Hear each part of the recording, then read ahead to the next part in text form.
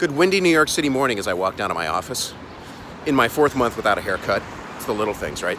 But how ironic that this is such a beautiful weekend morning when just last night we had protests over in Brooklyn, a mile away, that were brutal, to say the least. Ditto Minneapolis and several other cities around the country. How ironic that that is happening as parts of the stock market are making all-time highs.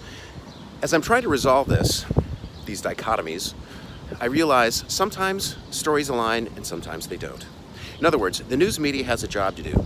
Get the most number of eyeballs, get you to pay attention. So it tells the biggest, baddest story. Sometimes that's a stock market. Right now it's not. It's the riots.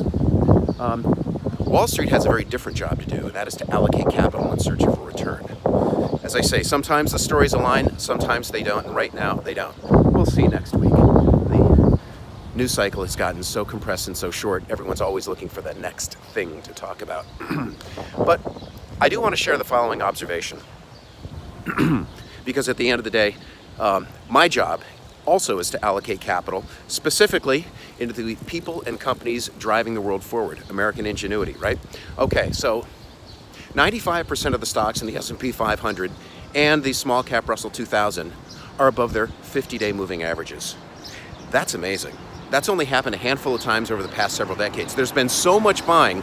It's the polar opposite of, hey, good morning, guys. All right, do a little walk and talk. Say, buddy. Morning. That's only happened a handful of times. And every time that it has, stocks have rallied significantly.